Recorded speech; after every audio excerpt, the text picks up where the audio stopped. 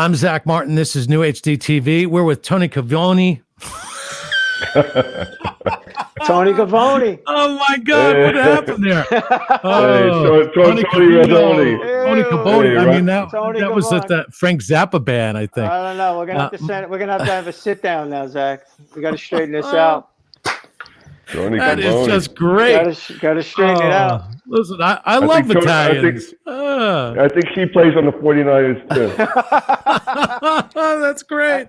He's singing on the next. He's singing on the next song. Tony Covino And Mike Mostert or Mostert, another one of those things. This is why, gentlemen. It's still Mostert, by the way. Mustard. I don't know why you do that. Mostert, everybody like the Mostert from the 49ers. That's what I always think. So I think everybody's saying it wrong. It's Mostert. Okay, so everybody says it wrong, which is fine.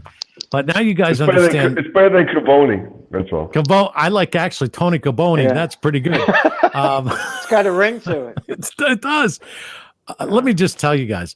There was a time that I was actually applying for the PA announcer job for the New Jersey Devils.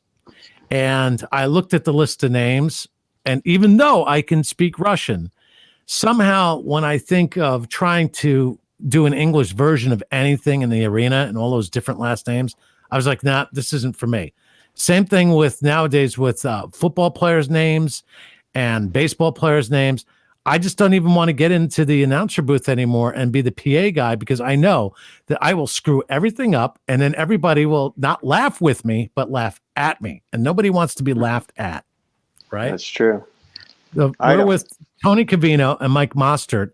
Mike Mostert also has the Go-Go Tuner family, and you can probably find some of that on the internet as well. Really good music. You recorded this song that we're going to play that we have available and in high rotation on New HD and New HD LA, Heroes. And we're going to get to it shortly. And we're going to deconstruct Heroes. But before we play the actual single, tell us a little bit how you guys ended up working together and how you were able to do some of the work that you've done through the COVID-19 situation. Wow. Yeah, Mike. Well, Tony and I have actually a really long history, Zach. You know, we go back to the early 90s. Tony was in a part of another band called Big Mouth with with two G's, because that era had, if you're a band Big or a band Fox, or you need two X's, two G's. So we came from that era, and so I auditioned for Tony's band, and apparently I was the only guy at the audition. So I think that's how I got the gig. They had the audition limit of one, and anyway, so I got the gig, and really we hit it off really quickly on so many levels, on a musical level, on a friendship level, and then unfortunately, I don't want to take it to a dark space, but unfortunately, Tony and I are also in the club of both of our brothers dying within 6 months, 7 months of Tony and I meeting. So that was another extra bond that Tony and I had that forever gave us. We're stronger than friends, stronger than bandmates. We are truly brothers. And then through the years, we would do a project here and a project there. We've been in about 20 movies and films with our music. Anything from HBO, Showtime to Lifetime, where in fact we are the most watched show. We did the Anna Nicole Smith show, or movie, I should say, and we were on that. And then, then basically, I call that was more like in a hiatus or a retirement sort of phase, where I was just focusing on all my companies. And when I had the Go-Go Tuner record, it just seemed very logical. The first person I call, to do vocals was to bring Tony back in. And that's how I brought, Tony and I started working together again, bringing him on, the In Theory band on the Go-Go record. And we did one song that we'd never released with the Big Mouth record. And then there was one ballad that would actually be great to do a duet with this girl. Her name is Kaylee. That she sort of sounds like an Adele. So I thought it would be great, it's almost like a Disney ballad. I'm bringing in an orchestra, the dynamic of Tony, this strong male vocal, and her very if you want to call it, vulnerable type of vocal. It was it matched. It contrasted, but it matched. And then from that, we had such a great reception from the record that Tony and I decided to continue doing the interior music. Well, I remember when we were talking about the Go-Go Tuner family, and you started to give me some. I guess you were teasing me about, Zach, when you hear what I got coming out next. It's Led Zeppelin meets The Who meets Soundgarden, and you had all these different ingredients that we're going to listen to in just a little while. I got excited about it. And then COVID-19 hit, and it sort of put everything on the back burner, where I don't know about you guys, but I had to readjust everything in March. It was March 13th, my last day in my studios in New York. And I quickly had to put things together as quickly as possible so that we wouldn't miss a beat with what I do for our radio station in New York City and my other projects. So I found myself going back into my old gear and finding all the pieces that I've assembled over the year. And then, on Amazon, I had to buy more pieces and equipment and put it all together. I got a couple of extra microphones, and I found myself really having a good time rediscovering a lot about myself and trying to come up with creative ideas. So I didn't think it was, all I can say is I would think of Hogan's Heroes and Prisoners of War, and I would think, man, boy, if I was in a prisoner of war camp back in the day, they would have their hands full with me, because I'm coming up with all of these ideas and, making the most out of the situation. Did you find yourself doing sort of the same thing, that same sort of mindset? Tony, you can go. Tony Caboni can go first. All right, Caboni. Hey, Caboni. What about it? Hey, All right. hey. All right. Yeah, I guess there was a sense of isolation, and I guess at that point you got two choices. It's either give into it or, be creative and make the most of your time. And, no one knew, when the next thing was going to happen, like if it was going to get better quick or it was going to last, who knew? So I know we had a job to do. Like, we were going to write and record songs regardless.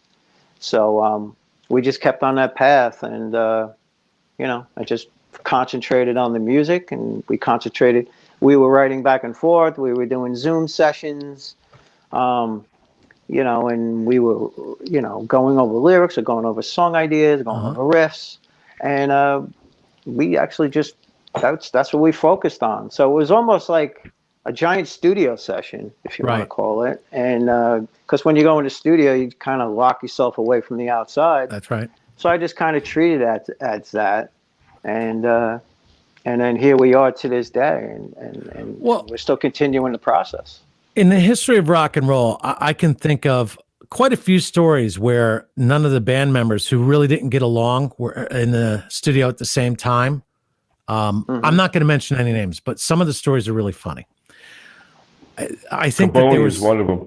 Well, Caboni is very funny. This Caboni guy, forget about it. All right, just don't mess with Caboni. Forget about it. Nobody gets along with Caboni. No, he's really odd to get along with. You know what I mean? But So anyway, they would always find a way of putting stuff together. There were some bands that I know that it was almost as if at points in time they hated each other. So I would be going back and forth, pretending like I didn't know the other guy and being very careful what I would say.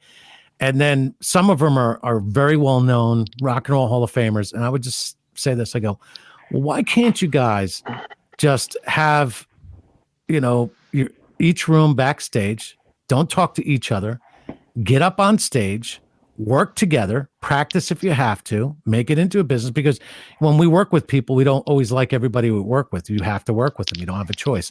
If you're in the army in the middle of a war and you're in combat, you might not like the guy next to you, but he's in your squad. So you got to watch out for one another. You do your job, you go home.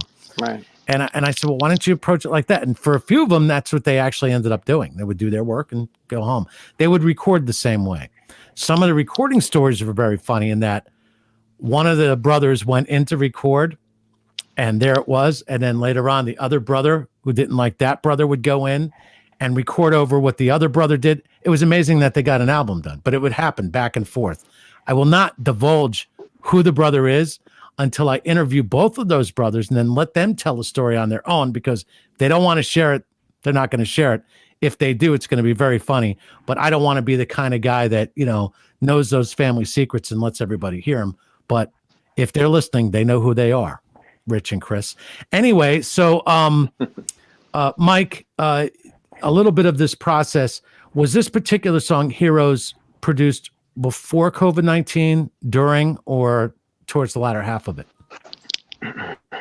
No, it was during. I mean, I think the pandemic, the way I approached it was, I always describe it as, for myself, it was from a creativity standpoint, it was a renaissance period of learning for me. And I just really wanted to learn and absorb everything to make myself a better version of a producer, a writer, a guitarist.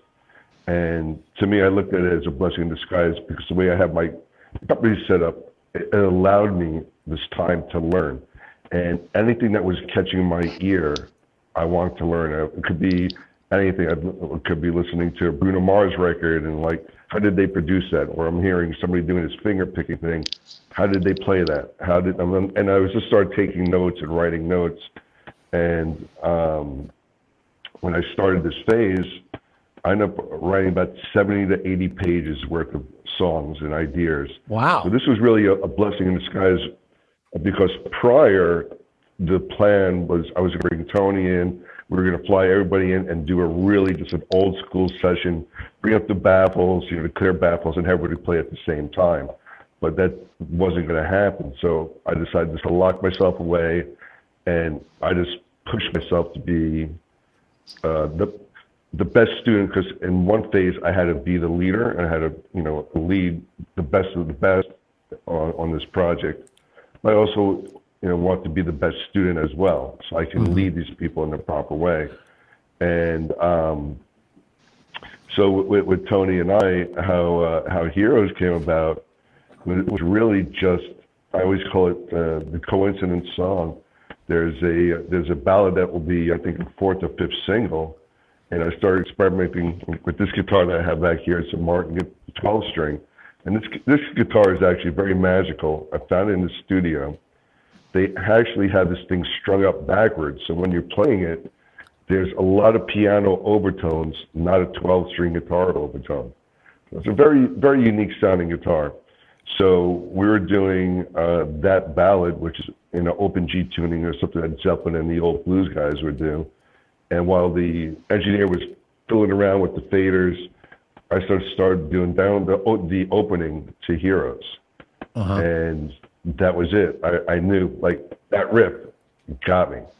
And I know that at that time the kid had to leave, and I would not let him leave until I finished putting the electrics, putting the bass, putting the guitar down, and that was the first structure of Heroes. And then, and then I started sending this stuff off to Tony, and then that's where, if you want to talk about, two brothers hating each other, that's when, Tony and I were really pushing the hell out of each other. And I always make the jokes, and it was probably true. If Tony could have choked me through the Zoom camera every day, I think he would have. But I thought that Tony could be great, and there was something that I was trying to capture. And the other thing that I was trying to do, Zach, like, where I felt like the Go-Go record was really good, I wanted this to be great. I wanted this to be, notches above it. And that's, remember what we were talking prior, when I was telling Zach, you wait till you hear what we're doing. And I really, pushed Tony, and then by Tony, raising his game, it forced me to raise my game as well, as not only as a guitar player, but as a producer. If I'm pushing these folks really hard to be the best they can be, I felt I had to be the best I can be. And that was really a phase on that. I mean, it took, really, we actually went from, maybe from March until June is the whole writing phase. And then June is when we actually started cutting the tracks and bringing all the other folks in. And we really just finally got it done around September, October. All right, so let's play it right now, and then we'll deconstruct the song Hero.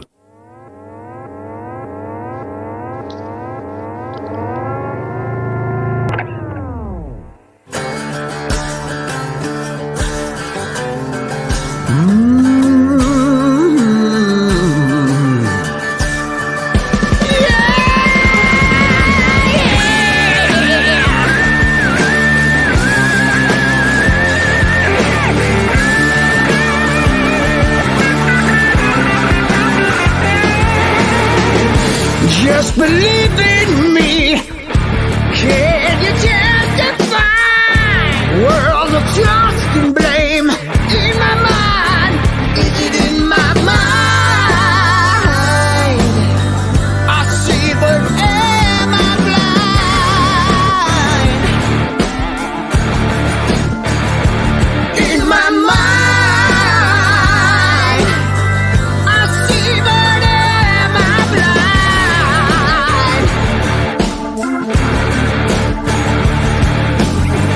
Are you the one to open my eyes? Who are your heroes? And do they lie? Who are your heroes? Will you survive? Oh no. Yeah, what you say, you speak, but it's just the same. Just a dirty game. In my mind, is it in my mind? I'm feeling nothing. In my mind, I'm feeling nothing.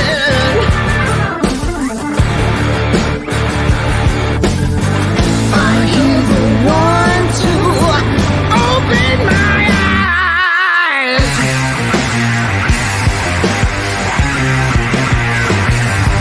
Are you the one? Are you the one? Are you the one? Are you the one? Are you the one? Oh, to lie. Who are your heroes? And do they lie? Who are your heroes? Will we survive?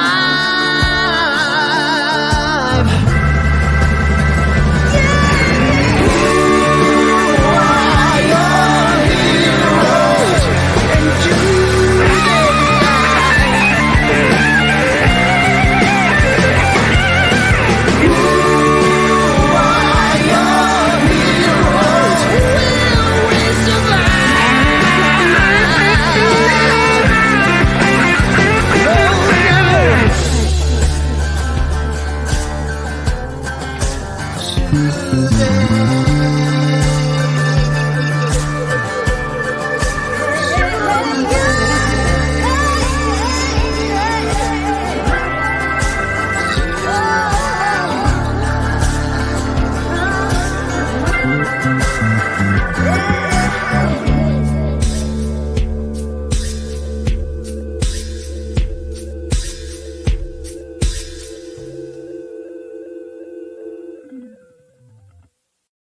In theory, Heroes, and it's time to deconstruct the song. When you consider the fact that you guys produced this while under COVID-19 situations where you have Tony Covino, Tony Caboni, I'd still crack up at that Tony one. Caboni, You have Tony hey. Covino in Long Island.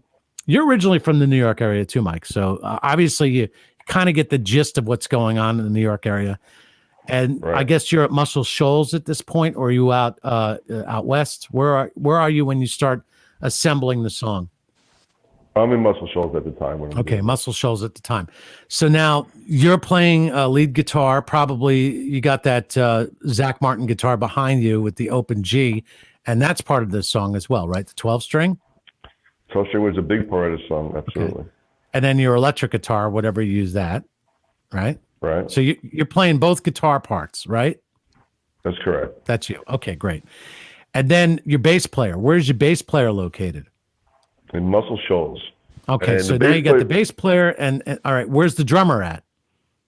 The drummer's in Santa Monica, California. Okay, this is where I find this really interesting, that you have the drummer in Santa Monica, and Yes. Letitia is your backup singer, right? Lanisha's also, Lanisha. and she's I'm just Letitia's I'm- with Covoni. Hey, Covoni and Letitia. oh Yeah, my gosh. Lanisha Latimer, Lanisha. she's in Oxnard, which is close to Ventura. Oxnard. Yeah, Oxnard. Okay, so you have the drummer in Santa Monica. What is the Right. first track that you're laying down on this? Do you start with the guitars? Do you start with the drum? How's it working? Well, the way we did it was I had a scratch guitar and bass to a drum loop, and that was it. I don't think we even had vocals on it at that point. Mm-hmm. So that was it. We just had the music of Heroes. Okay. And when I flew out to California, the very first thing is I saw, not very first thing, but then I met with the drummer, Okay. and then I had him cut his tracks. So it was at his studio, and we were cutting the tracks. All right, great. Now, are you using Pro Tools to do this? No, I think we were using, well, the Pro Tools was done out in Muscle Shoals, but where we cut the drums, that was in another program I think called Audacity is what it was called. Okay, Audacity. It's the free program, basically. So that's where you take the Right. drums, you make the wave, and then you send it over, or you bring it on your little mobile, X drive, whatever they call it, external drive. Yeah, right? well, actually, what we did is, what I did is I had my drive and I sat in a room with the drummer and we started Okay. working All on right, drum that- tracks. See, I know a lot of people would think that this is just crazy, but the reason why I mention it is if you're trying to do something like this kind of project, and the song is incredible, what you ended up being able to put together under the conditions. The reason why I bring this up is because it'll give other people some ideas of how they can accomplish things under these conditions. So I like that learning experience of how you creatively think of the technology around you, and then you try to figure out really, I guess you might say, ingenious ways of putting things together or making it happen. The other thing I can suggest to anybody listening or watching is anytime you have a problem, somebody has an answer for you on YouTube. You can search just about anything. If you have a math problem you're trying to work out, you're doing your schoolwork, if you got statistics that you want to learn, if you want to learn how to use Excel, if you want to learn how to do some tricks on editing or doing a podcast or how to do voiceovers or even recording music, you'll find it 9 times out of 10, you'll find what you're looking for on YouTube. So that's great. Thank you for sharing how you were able to figure out that. So at one point, Mike, you're sitting in the house and you're at Muscle Shoals and you go, all right, here's like an A, B, and C. All right, I got to go on a plane out to Santa Monica. I got to fly into LAX, I guess. How easy was that for you to do? How did you make that travel under COVID-19? Because I know that must have been a challenge as well. I have to say it was a real pain in the ass. I have to tell you that much. For that, there was a few trips where it took almost 16 hours to get there. All right. And it was kind of very surreal, the first 2 flights out, because it was something you would see in a doomsday movie. I flew into Atlanta, and you know how busy the Atlanta airport is, obviously one of the busiest airports in the United States. And I took a private plane out to Atlanta, and that whole terminal was closed. So 3 people in an entire terminal, and you're just walking, and everybody's just quietly looking at each other. No restaurants open, no passengers, no nothing. And then you finally went to another terminal to catch a connecting flight, and maybe it was 20% capacity. And again, with nothing open. So it was really kind of very, it was really eerie to fly out. Well, what that tells me is where there's a will, there's a way. So thank you for doing that, because I think it shows a tremendous amount of courage, and it can inspire others to go out and boldly try things that they normally would not do under normal conditions. So I kind of dig that. And maybe I would say that you're probably wired like that because of your parents. Want to share a little bit of like how your parents have been inspirational to you and how that has helped you through this time period? Well, yeah, I know we've covered my parents, and to give it, yeah, it's a little bit of a story, but yeah, my parents didn't grow up in the best conditions. They grew up in concentration camps and work camps, and you know, they were invaded by, at the time, the Japanese army at their houses, and that goes from my mom, my dad, my uncles, that whole next generation up. And then after the war ended, they came back to the country, and I'm Dutch Indo, so I'm half Dutch and Dutch, and I'm half Indonesian, and we were considered half-breeds by the Indonesian people. And literally, if you had any kind of Dutch blood, you were getting massacred. And it actually is a scene like you would imagine, like, you know, what you see when you like ISIS, and seeing people getting beheaded. There's pictures of the Dutch or Dutch Indos getting beheaded, and they're putting the heads on a stick. And this is late 1940s, 1950s. And so now they lost all their property. Some of them lost their kids. They were getting raped by the Japanese army and all that wonderful stuff. Lost their properties. They think they're going to go back to their properties, and now their neighbors are massacring them, or anybody of Dutch blood was getting massacred. Then they had to go into another camp in Indonesia, and they were protected by the British Army now.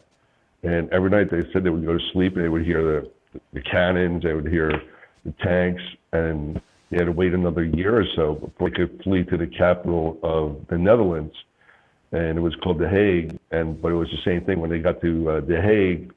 Again, now the Dutch people considered Dutch Indos half-breeds, and they were treated like garbage, you know. But anyway, so with them, no matter what the situation was, not only them, it's my family. They were always positive. There was never a bitterness towards the people that captured them, the people that were trying to kill them, the people that did all these, you know, tragic things. They were always the most extremely positive people on the planet. And then when they came, when Eisenhower passed the Refugee Act, my parents, who didn't speak English, came to America, and my dad learned the language. He learned the craft. He became one of the elite mechanics and welders, and you know, he had a lot of proteges, and you know, and got to live the American dream. And then obviously, even living the American dream, you know, they went through a lot of tragedy, but they were still, no matter what, they always stayed positive, regardless of the situation. And it never stopped them from moving forward. It was never poor me. It was never like, oh my God, this, oh my God. They just always stayed positive. And Tony knows them firsthand. And I always use this as a really strong analogy, Zach. And say if I brought you to their house and their roof is on fire, they would actually not even bother you. They would make sure, oh, is Zach okay? Is Zach got enough food? Can I make you something else? While their roof is on fire. And if you offer to help put out the fire, they would get mad at you. They're like, no, we got it. Even if they could be in walkers with one little hose and they're trying to put it out, they would not want to impose on you. And that's the type of people they are. Well, thanks for sharing that. And Tony, you know, you're like a brother to Mike over the years. I know there are plenty of times, especially during COVID-19, during the recording, you wanted to strangle Mike. But, you know, I can't help but think that, what? I think it was Caboni who wanted to strangle Caboni? Oh, that guy again. Yeah, he makes people disappear. So, Tony, when you hear the story about Mike's parents, and when you think about your friendship with Mike and everything that's happened to the both of you over the years and how you make music together, Do you think that puts the pressure on you in any way, shape, or form to which you never want to disappoint Mike or anybody else that you work with? Yeah. That's, I don't know what it is, if it's motivation or it's fear. I don't know. I mean, when you're a singer of the band, if I fail, I feel like I would let everyone down. And it never stops because it's either in the studio or, singing is usually the last thing that's supposed to happen. You can have a great track. Okay, now bring it home. Like, and it was great. And then live is, you stand in front of everybody. So I always have this pressure of, because everyone I play with, I mean, but, especially Mike, is so at the top of their game of what they do, that I always feel like I didn't want to be the guy to not be, I want to be at that level too. So yeah, it's I use it as motivation, but there's times where, it gets to you sometimes, because you always, because as singers, there's days you don't feel good. There's days you're kind of sick. There's days, and then things still have to get done. And it is what it is. But, it comes out as a great product. So that's the only thing that matters.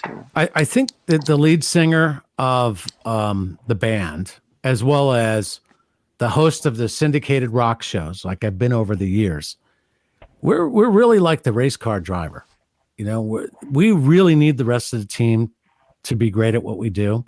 But when we do it, we know that we're the people that should be doing it. We should be driving the machine. So, as much as you have that pressure as being the lead singer of a group and taking on that responsibility, I think that my take of you is you're built to do that, Tony. Tony Caboni is meant to be a lead singer. You're meant to drive. I appreciate that race car, and you really are a top-notch, top-flight vocalist. I mean, it definitely comes across when you listen to Heroes. And before we go and say goodbye, I would like to play Heroes one more time. And before we do that, I think it's really important to talk about the meaning of the song. I hear it, and every time I hear it, it evokes something else in my mind. Who are your heroes, and do they lie? Will we survive? What was the inspiration for that? Whoever wrote the lyrics?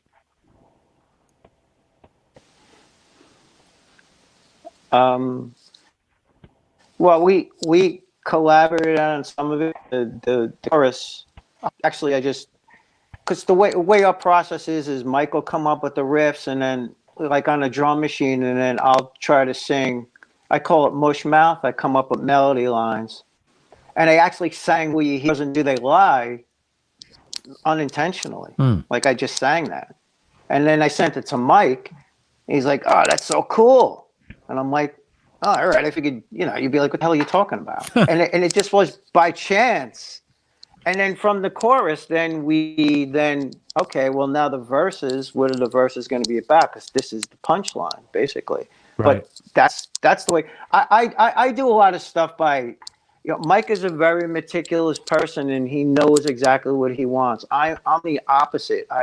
I kind of do things and not why I do them, and I do a lot of things off of feel, and I mess a lot of things up because of that.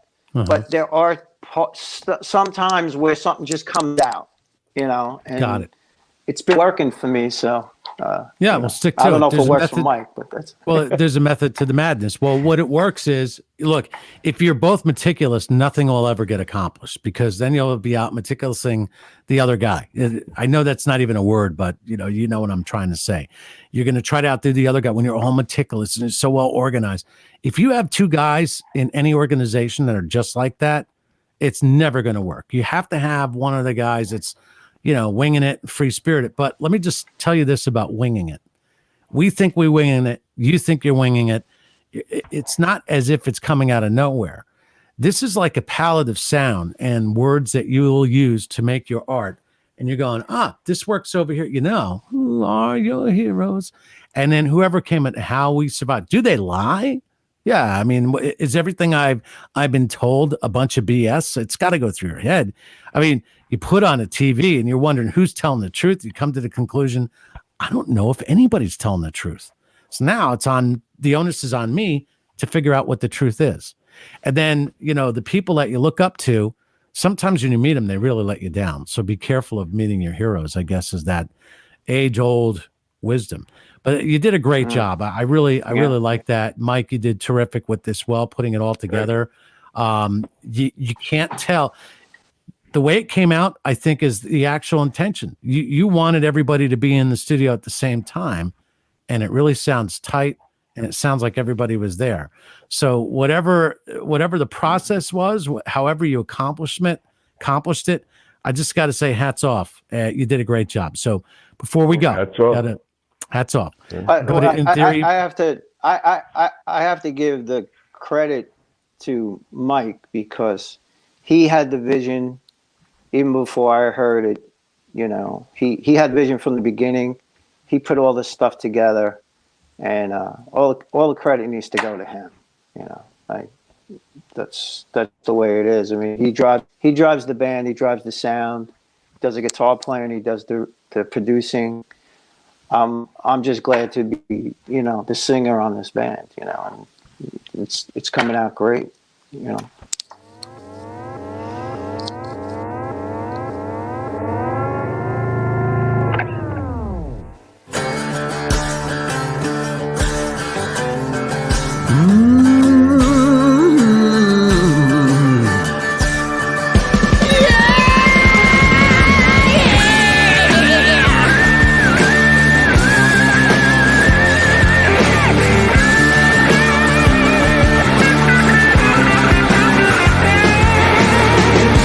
Just believe in me. Can you testify? World of trust and blame. In my mind, is it in my mind? I see, but am I blind? In my mind, I see, but am I blind?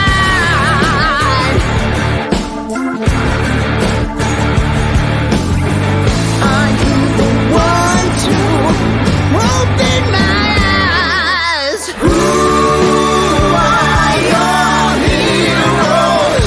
And do they lie? Who are your heroes? Where is alive? Oh no. Yeah, what you say, you speak, but it's just the same. Just a dirty game. In my mind, is it in my mind? I'm feeling nothing. In my mind, I'm feeling nothing.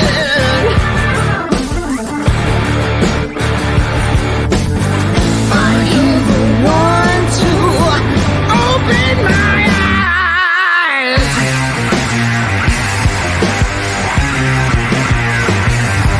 Are you the one? Are you the one? Are you the one? Are you the one? Are you the one? Oh, do you lie?